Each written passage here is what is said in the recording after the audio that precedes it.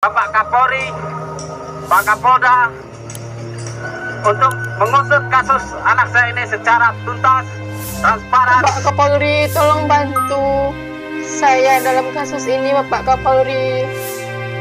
Saya sudah tidak percaya lagi dengan bawahan Bapak Kapolda. Polda Sumbar.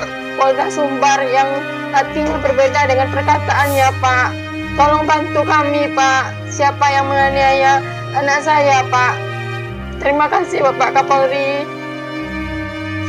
Saya tidak akan ikhlas dan tidak akan menerima sebelum pelaku anak saya yang membunuh anak saya itu dihukum dan dipecat, Pak. Terima kasih, Pak. Bapak Kapolri. Mengusut kasus anak saya ini secara tuntas, transparan. Kami menuntut keras bahwasanya Polda Sumatera Barat harus mengusut tuntas kasus Hafiz Maulana dengan secepat-cepatnya. Tidak ada yang ditutup-tutupi dan tidak difaktakan semuanya. Kami mengutuk keras segala macam bentuk penyiksaan terhadap rakyat, segala macam bentuk penindasan kepada rakyat itu sendiri. Karena pada hari ini polisi seharusnya mengayomi masyarakat, tidak menindas rakyat. Hafiz Maulana, bocah SMP berusia 13 tahun, ditemukan tewas di jembatan Kuranji, Padang. Polisi menyatakan korban tewas akibat melompat dari jembatan. Sementara keluarga korban meyakini Hafiz Maulana tewas karena disiksa polisi. Selamat malam, Assalamualaikum Pak Kapolda. Pak Kapolda, kami ingin semua kasus ini malam hari ini terbuka terang benderang, Bapak. Tidak ada lagi teka-teki, tidak ada lagi misteri dan juga kecurigaan di tengah publik. Nanti kita akan libatkan langsung Pak Kapolda yang hadir via Zoom. Dan di studio saat ini sudah bergabung bersama kami ada Direktur LBH Padang. Selamat malam Mbak Indira Suryani, yang terus mengawal kasus ini hingga detik ini. Kami juga menghadirkan ada Paman almarhum Hafiz Maulana yang sehari-hari sering interaksi tinggal bersama dengan Hafiz Maulana, Uda Riki Lesmana. Assalamualaikum Uda Riki Lesmana. Assalamualaikum warahmatullahi wabarakatuh. Selamat malam Pak Kapolda Sumbar. Saya dari Paman Hafiz Maulana, Pak. Baik, Uda Riki. Terima kasih, Pak. Nanti akan kami berikan ruang untuk bicara ke Uda Riki Lesmana. Kami juga menghadirkan psikolog forensik yang betul-betul mempelajari, yang melakukan riset mendalam terhadap kasus ini. Terima kasih banyak Mas Reza Indragiri. Selamat malam. Waalaikumsalam warahmatullahi wabarakatuh. Dan juga penasihat ahli Kapolri Irjen Pol Purnawirawan Arianto Sutadi. Pak Arianto, selamat malam. Assalamualaikum warahmatullahi wabarakatuh.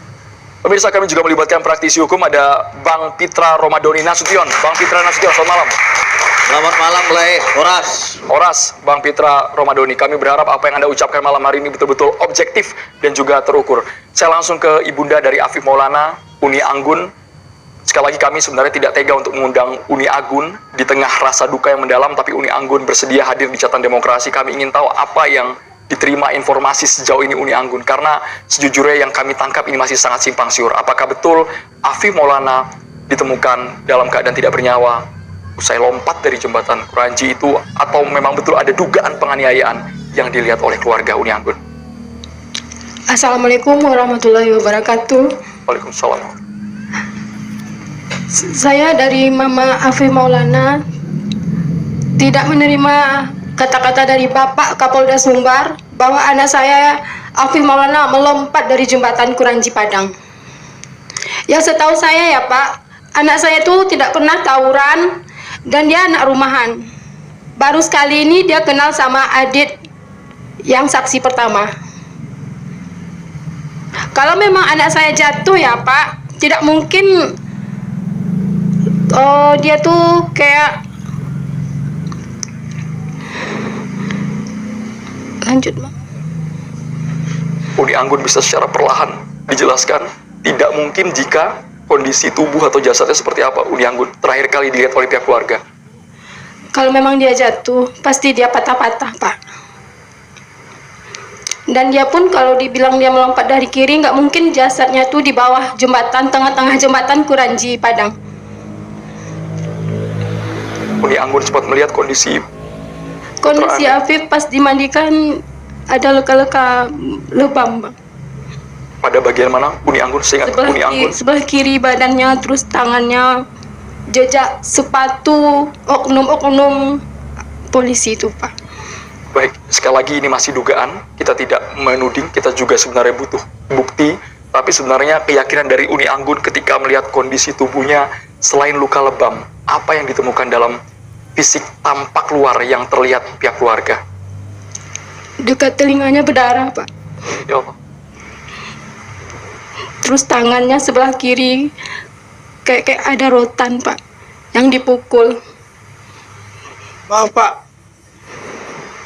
Bagian sebelah kiri ada rotan, Iya, semacam apa, lebam atau mungkin baretan. lebam. Luka memar, Pak. Dan apa Bapak?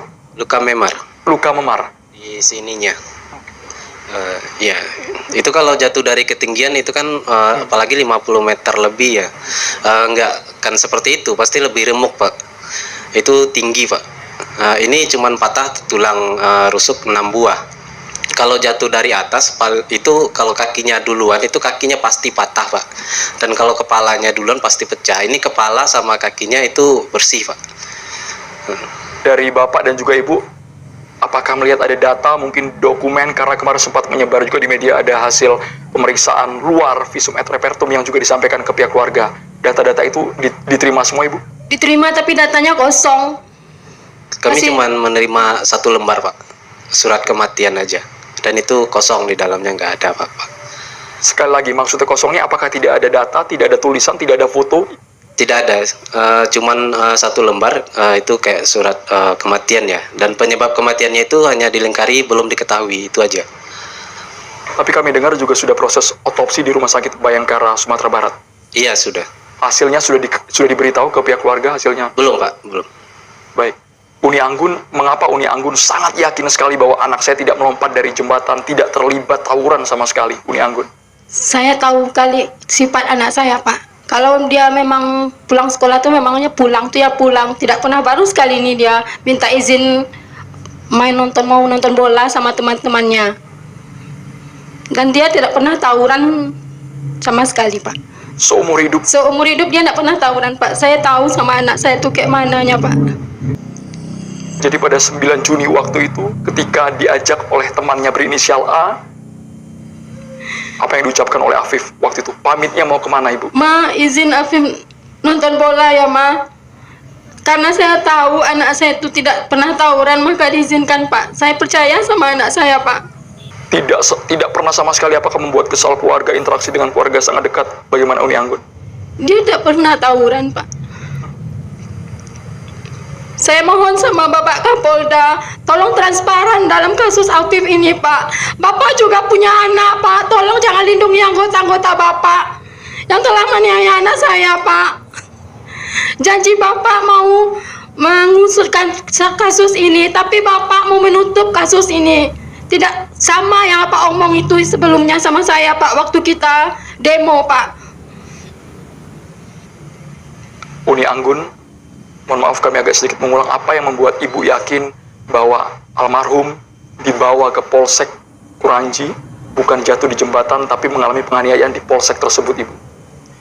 Karena ada teman Afif yang bilang, Pak, di jembatan lalu diseret ke Polsek Kuranji, barisan keempat si Afif udah minta ampun, Mas, malah disiksa terus sama oknum-oknum tuh, Pak. Temannya melihat langsung? Temannya melihat langsung. Itu bukan temannya, Pak, tapi kami menemui beberapa orang dari yang ketangkap malam itu. Dan ada yang melihat anak saya dikerumuni di jembatan, ada juga yang melihat anak saya di Polsek Kuranji di parkiran. Itu katanya dipukuli dan terdengar minta ampun. Tapi ketika dia melihat ke belakang, dia ditoyor gitu, Pak, suruh lihat ke depan. Dan dia juga mendengar ada teriakan dari belakang polisi, ada yang pingsan gitu, Pak. Saksi yang melihat juga sudah diamankan pihak kepolisian? Sudah waktu itu, Pak, malam itu. Apakah ada keterangan yang berubah mungkin? Oh, belum, Pak, untuk belum itu belum dikasih ke kepolisian. Saksi yang bilang tuh belum dikasih ke kepolisian, Pak. Oke. Kepolisian hanya tahu saksi A. Jadi keterangan dari saksi A yang jadi dasar pegangan pihak kepolisian sejauh ini? Iya. Kami juga bertanya dengan warga yang ada di sekitar, Pak, gitu, Pak. Baik, kita ke Pak Riki sebelum ke Pak Kapolda. Udah Riki melihat kasus ini, kami dengar Udah Riki yang sering berinteraksi dengan Afif Maulana, dengan almarhum. Kami juga ingin sehari-harinya udah Riki mengenal persis Afif ini bagaimana? Si Afif tuh orangnya periang tuh bang. Nggak nakal, nggak di kampung tuh nggak ada nakal dia pak. Ditanya di kampung tuh pak orangnya nggak pernah bertengkar, nggak pernah bertengkar dia pak. Saya tahu keponakan saya tuh pak. Aku pas dibilang sama Kapolda keponakanku tawuran tuh nggak percaya aku pak. Aku dari Bandung dapat kabar dari polisi yang ngasih kabar. Masa keponakan aku ini meninggal di bawah jembatan Kuranji. Langsung aku pulang pagi nyampe rumah sakit Bayangkara. Aku periksa badan keponakan gue tuh pak, nggak ada sobek, wajahnya nggak kalau tawuran sobek. Aku tanya sama yang di petugas di Bayangkara, bapak siapa ya? Aku pamannya bu, bisa nggak aku lihat badan keponakan aku? Ya dilihatin pak sebelum otopsi. Lihat utuh semuanya, lihat Saya lihat kondisinya dari ujung kepala sampai ya, kaki. ininya yang kena. Habis itu mau otopsi pak ya, di apain perjanjian mau otopsi, keluarga mau lihat, mau nyaksikan otopsi. Udah Riki bisa sambil berdiri, ditunjukkan di bagian mana Afif waktu itu kondisinya lebam, memar. Di sebelah kiri ini bang, nih hancur nih bang. Oke. Di bagian ini. Ya, memar ini sama ini bang, ini dan memar semua nih bang. Kami media juga melihat fotonya, apakah betul memar biru di bagian pinggang kiri Iya ini ya. dan juga Ini belakang. kayak sepatu. Sebentar, udah Riki. Kita tidak langsung menyimpulkan, tapi kenapa Anda berkeyakinan itu seperti sepatu? Soalnya ada marinir di sana bang, kata laut yang Boleh gunakan mic. ada anggota marinir yang mandiin si Apip nih bang, yang sayang sama si Apip. Dia pun ikut mandiin. Ini ki katanya, ini kayak disiksa nih, ditendang sama aparat nih katanya. Di rumah sakit Bayangkara itu juga nggak boleh disaksin sama keluarga. Perjanjian otopsi lah, tapi keluarga harus lihat. Nggak boleh sama petugas sana. Kata bu dokternya ganggu pekerjaan dia katanya. Mau ambil jenazah dilarang lagi sama petugas. Nggak boleh jenazah ini harus dimandiin di rumah sakit tuh. Harus dikapan di rumah sakit. Kalau keluarga mau lihat aja ke rumah sakit. Cuma lihat wajahnya. Di sana bertengkar lagi sama petugas tuh pak. Di bagian wajah ada luka. Di bagian di sini ya bang. Oke. Kepala. Ini ya. Kaki nggak apa-apa. Kaki ini karena dia ditendang sama polisi lantas motor. Sekali lagi ini masih dugaan, Bapak Riki. Enggak, bukan masih dugaan pak. Saya udah ketemu saksinya. Saksi yang mana Bapak? Saksi yang tadi inisial A atau saksi yang mana ini Pak? Saksi yang nomor 2, yang inisial Adit, udah ketemu sama saya sebelum polisi menemukannya. Saya udah nemuinnya dulu.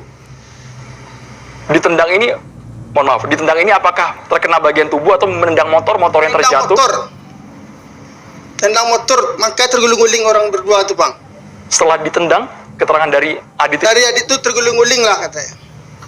Terguling-guling, abis itu si Adit ngomong, Bang Pif, Abang Dit, lompat kita yuk. Oh enggak Pif, abang nyerahin diri aja. Abis itu dia cari HP katanya. Langsung dinginin, si Pif nggak ketemu lagi katanya. Saya udah 3 orang saya temuin saksi sana bang, yang pas dalam polsek Kuranji itu. Yang nomor 2 gitu juga, dilihat di jembatan Kuranji, dikerumunin sama polisi. Yang saksi nomor 3, pas disiksa si Apif nih, dia lihat, kamu kenal nggak sama wajah nih? Kenal bang, di mana kenalnya? Pas di polsek gitu. ini dikerumunin atau disiksa Bapak? Supaya tidak berbeda diksinya. Di jembatan Kuranji, disiksa di polsek Kuranji bang. Nggak ada dia lompat bang. Kalau lompat patah tuh bang. Tapi polisi juga sudah memeriksa 17 orang lainnya Itu yang juga terlibat malam hari. Soalnya yang saksi itu dari liatin foto polisi Sabara tuh bang, sama saya. Ini nggak orangnya, ini bang, ini orangnya bang. Berlima. Sabara yang berlima tuh dia tahu tuh bang, pas di kejadian tuh katanya. Pas si Apif dipukul tuh dia lihat tuh bang katanya. Ikut mukul juga dia. Pas kesaksian si Adit tuh bang, habis dia melapor ke Polda, kita cari saksi nggak bisa lagi si Adit nih. Mau ditemui nggak? Harus temui ke Polres katanya. Kan wajar kita cari saksi bang, kita kan korban. Keponakan saya meninggal, wajar kita cari si Adit. Sekarang nggak dibolehin sama Polda. Gitu bang. Baik, ini versi pihak keluarga. Sekali lagi, agar berita ini cover both side, kita juga harus melibatkan pihak polisi dengan proses penyelidikan yang mereka sudah lakukan. Ada Kapolda Sumatera Barat, Irjen Pol Suharyono yang akan bergabung bersama kita. Pak Kapolda, baik, terima kasih.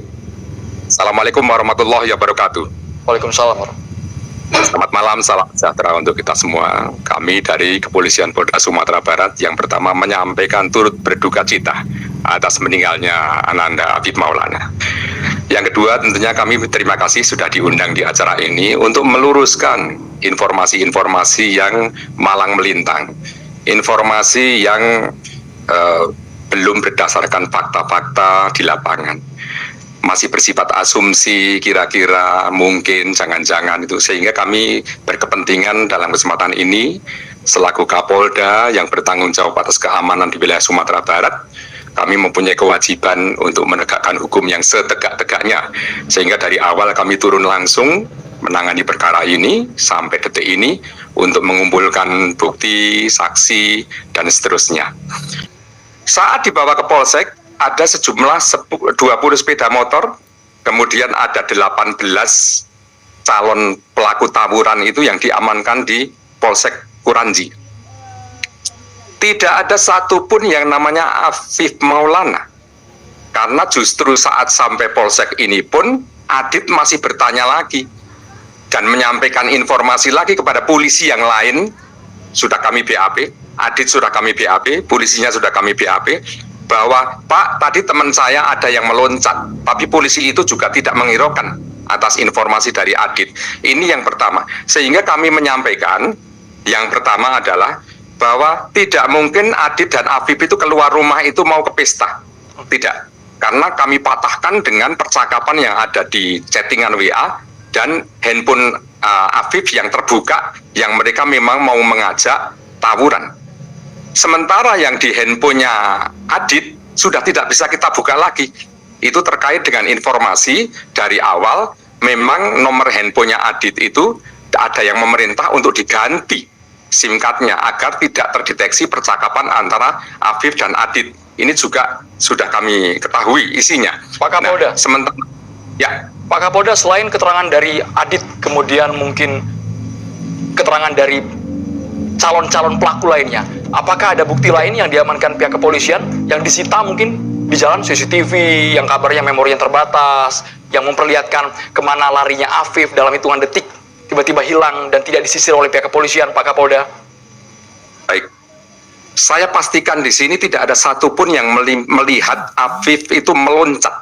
Akan tetapi indikasi percakapan terakhir ajakan melompat yang dilakukan oleh Afif kepada Adit, kemudian Adit menolak untuk meloncat, dan kemudian Adit justru menyampaikan perintah, jangan meloncat, kita menyerahkan diri saja. Itu sifatnya kan himbauan dan ajakan kepada Afif untuk tidak meloncat. Dalam hitungan detik saat membelakangi, masing-masing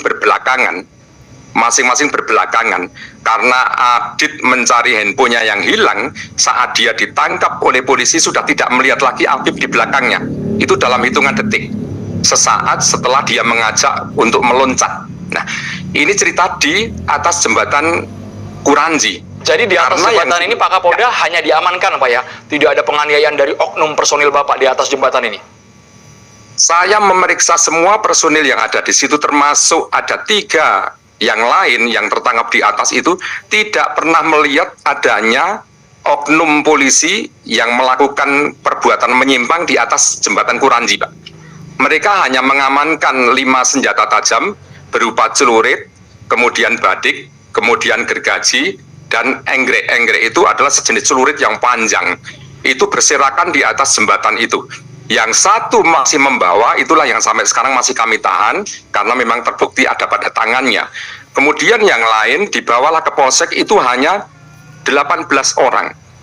15 orang masih sehat di situ, 1 orang sedang diperiksa, 1 orang saksi, dan 1 orang di rumah sakit. Setelah kami kumpulkan 18 orang itu, 1 pun tidak ada yang namanya Afif Maulana. Nah, untuk memastikan Afif Maulana ada atau tidaknya di Polsek atau di Polda, itu dokumen-dokumen kami sangat lengkap. Ada saksi-saksi yang menyatakan memang tidak ada. Tadi siang beredar bahwa saksi 2 dan 13 menyatakan Afif Maulana ada di Polsek dan Polda. Setelah tadi kami periksa, termasuk dari sipil, yaitu bidang yang khusus menangani itu dari Pemprov, itu menanyakan, itu ternyata juga dia menjawab bahwa tidak pernah melihat sama sekali Afif Maulana itu di Polsek maupun di Polda. Ini yang terjadi. Pak Irjen Pol Suwaryono, ini cukup berbeda dengan keterangan dari EBH, dari Mbak Indira dan juga pihak keluarga, karena saksi yang mereka temui melihat bahwa Afif ada di Polsek Kuranji. Uni Anggun, kalau dari pihak keluarga sampai kasusnya sejauh ini, apa sebenarnya yang ingin diharapkan dari pihak keluarga Uni Anggun? Mau oknum-oknum tuh dihukum mati, dipecat, Pak. Saya tidak terima anak saya dianiaya kayak gitu, Pak. Dia masih kecil, di bawah umur, Pak. Saya mohon kepada Bapak Kapolda, usut tuntas kasus ini transparan, Pak. Beri batin ini setiap hari, Pak. Mengingat anak terus, Pak. Saya mohon, Pak. Bantu saya dalam menghadapi ini, Pak. Tolong Bapak transparan, jujur, Pak.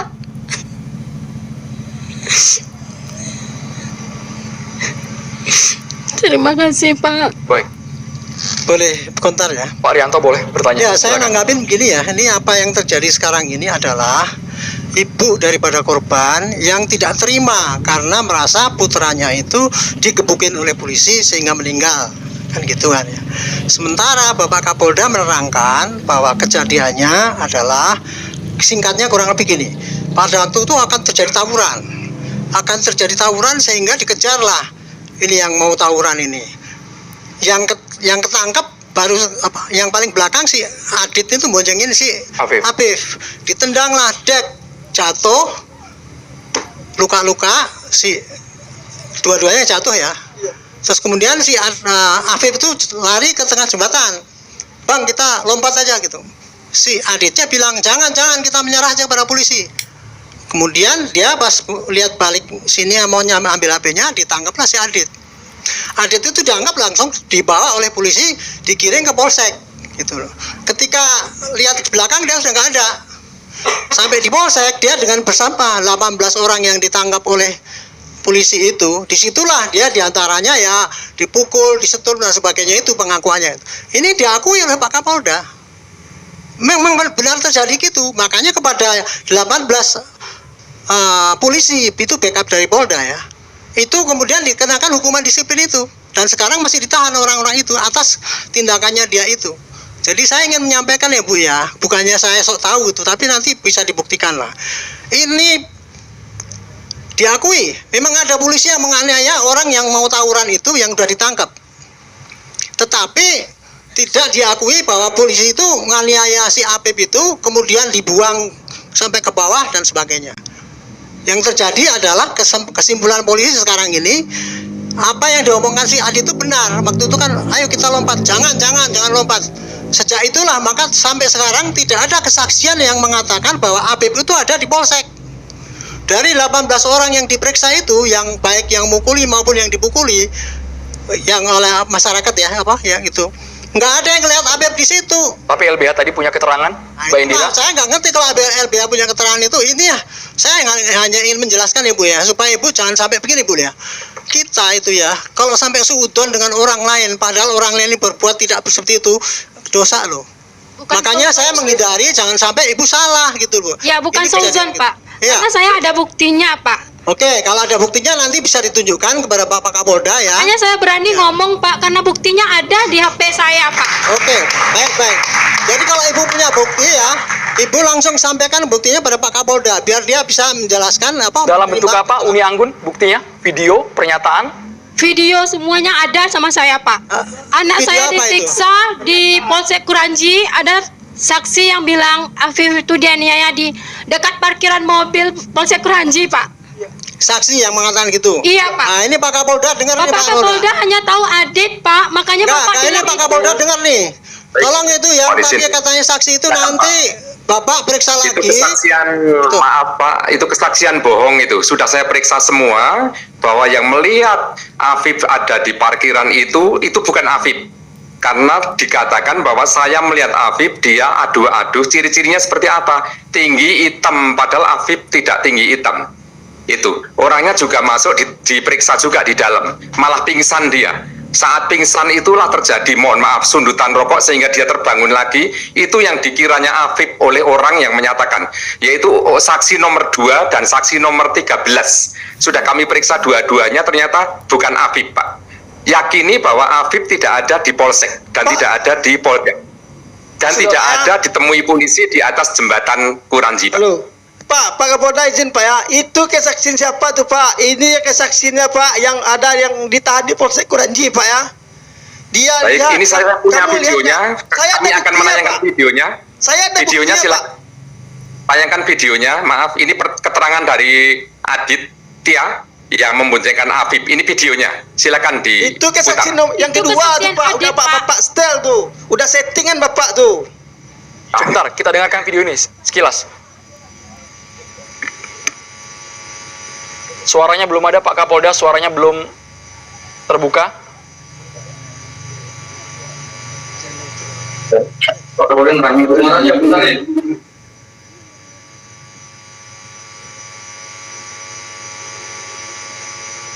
Sepertinya suaranya tidak keluar. Ini ada gangguan sinyal untuk suaranya, tapi paling tidak video ini sudah dilihat pihak keluarga. Belum Pak. Belum sama sekali. Sudah kami translate, Pak. Sudah kami translate bahwa itu intinya tidak pernah melihat.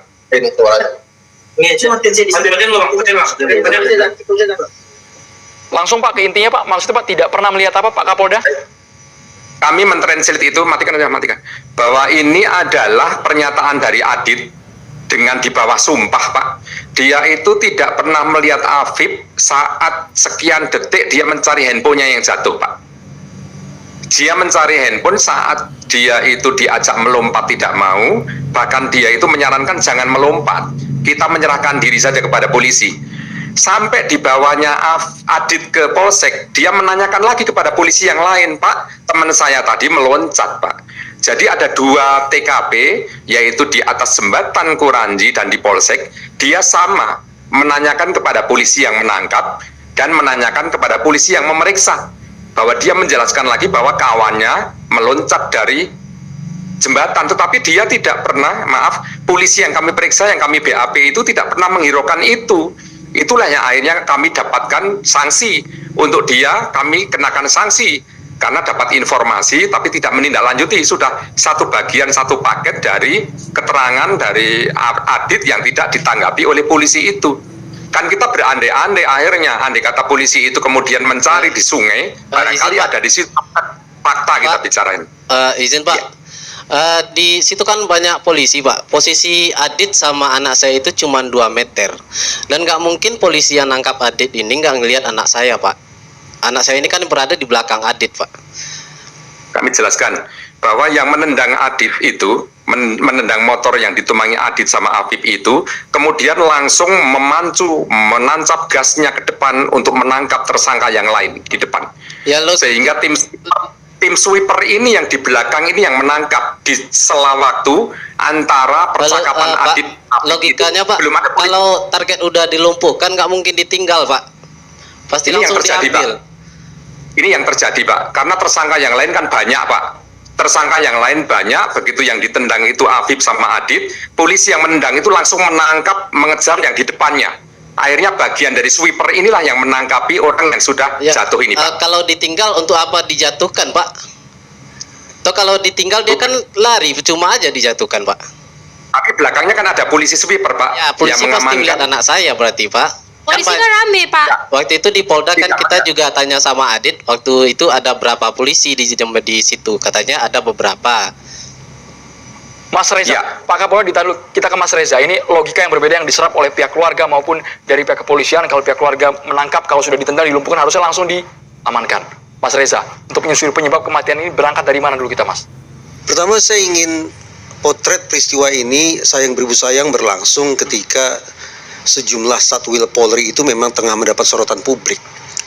Sehingga narasi tentang police misconduct atau miscarriage of justice itu melambung sedemikian rupa. Memposisikan otoritas kepolisian seolah-olah sebagai institusi yang tidak bisa dipercaya.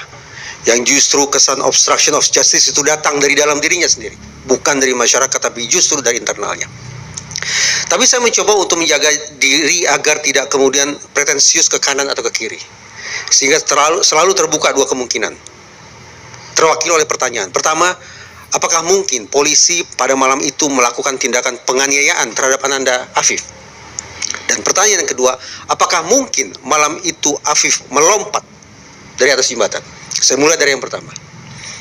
Secara makro, suka tidak suka, mau tidak mau, memang ada 3 subkultur menyimpang yang melekat pada organisasi penegakan hukum atau organisasi kepolisian. Saya tidak bicara spesifik Polri, tapi organisasi kepolisian secara umum. 3 subkultur menyimpang itu adalah pertama brutalitas. Dan yang kedua korup, tidak terlalu relevan. Dan yang ketiga subkultur yang menjadi penanda parahnya institusi kepolisian adalah betapa mereka punya kecenderungan untuk menutup-nutupi pelanggaran, penyimpangan, aib, ataupun hal-hal negatif lainnya yang dilakukan oleh sejawat mereka. Secara makro seperti itu. Sementara secara mikro, terus terang rangkaian peristiwa yang disampaikan baik versi teman dari LBH Padang maupun dari Pak Kapolda Sumatera Barat mengingatkan saya pada satu istilah dalam psikologi forensik, yaitu implicit bias, bias implisit. Istilah ini muncul dari pertanyaan sederhana. Kalau dibandingkan antara orang kulit putih dan orang kulit hitam di Amerika Serikat sana, kira-kira mana yang besar kemungkinan akan menjadi sasaran kekerasan polisi? Lewat riset disimpulkan orang kulit hitam lah yang punya kemungkinan lebih besar untuk menjadi sasaran amuk polisi. Oke, Mas. Ini implicit bias. Apa yang ingin saya katakan? Peristiwa yang mengenaskan ini berlangsung pada malam hari. Betul. Di kegelapan malam yang sudah diidentifikasi oleh pihak kepolisian sering menjadi waktu berlangsungnya tawuran. Satu. Yang kedua, ada sekian banyak orang. Yang ketiga, terlihat oleh polisi bahwa orang-orang tersebut membawa benda tajam. Sehingga sudah terbangun skema mental di kepala polisi bahwa ini adalah situasi kritis yang bahkan bisa membahayakan diri personil polisi itu sendiri. Dan Mas Reza, kami juga tidak ingin kasus ini no viral, no justice.